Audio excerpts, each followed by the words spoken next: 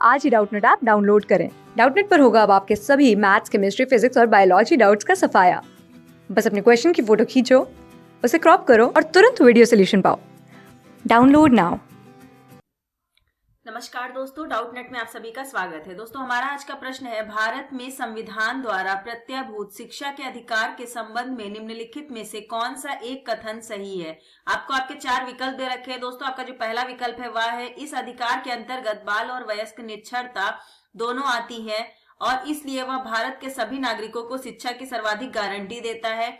आपका बी विकल्प दे रखा है, यह अधिकार बाल अधिकार है जिसमें 6 से 14 वर्ष के आयु समूह के बच्चे आते हैं और यह वर्ष 2015 से लागू होगा। आपका सी विकल्प दे रखा है, यह अधिकार ब्रिटिश संविधान से लिया गया है जो संसार का पहला कल्याणकारी राज्य था। आपका डी विकल्प दिया गया है, यह अधिकार 86वें संविधान संशोधन के अंतर्गत 6 से 14 वर्ष के बीच आयु के सभी भारतीय बच्चों को दिया गया है। तो दोस्तों, आइए देखते हैं कि जो भारत के संविधान में शिक्षा के अधिकार से संबंधित क्या क्या हमको प्रावधान दिए गए हैं। तो अगर हम बात करते हैं शिक्षा के अधिकार से संबंधित प्रावधान, शिक्षा के अधिकार से संबंधित प्रावधान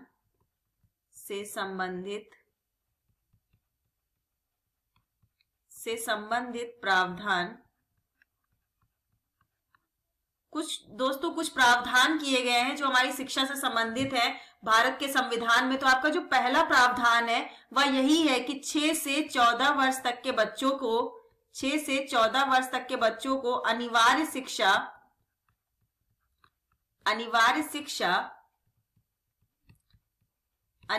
शिक्षा जो है वो उपलब्ध कराने का काम जो है वो सभी स्कूलों को, सभी समितियों को दिया गया है। जिसमें से दोस्तों जो यहाँ पर निजी स्कूल होंगे, जो निजी स्कूल हैं आपके, अनिवार्य शिक्षा देने का काम किया गया। उसके बाद जो है वो आपका निजी स्कूल न्यूनतम 25% बच्चों को बिना किसी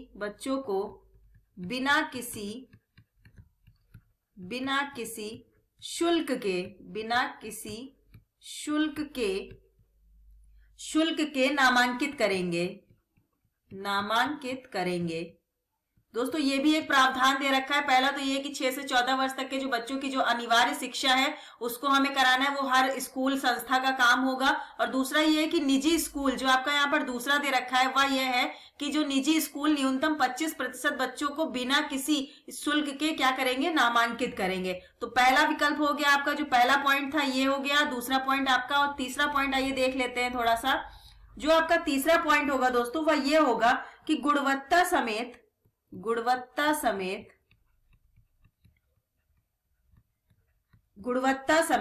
शिक्षा के सभी पहलुओं पर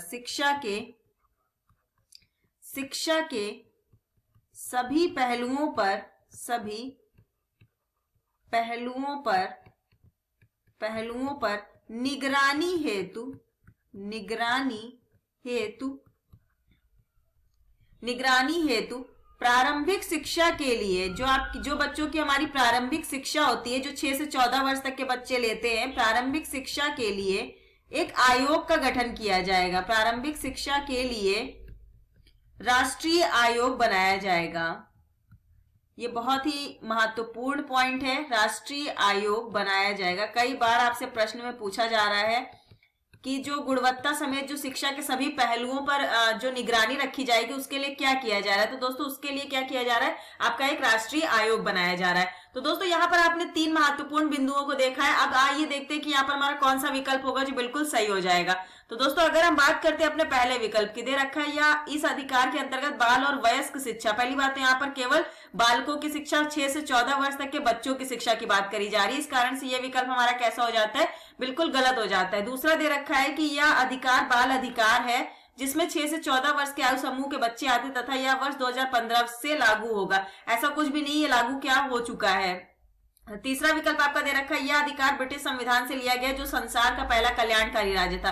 दोस्तों, यह कथन भी आपका बिल्कुल गलत है। तो जो हमारा सही कथन हो जाएगा वह होगा दोस्तों, ये 86वें संविधान संशोधन के अधिनियम के अंतर्गत आया था जो जिसमें कहा गया था कि 6 से 14 वर्ष तक के बीच की आयु के जो बच्चे होंगे उनको उनको निःशुल्क शिक्षा का अधिकार दिया जाएगा।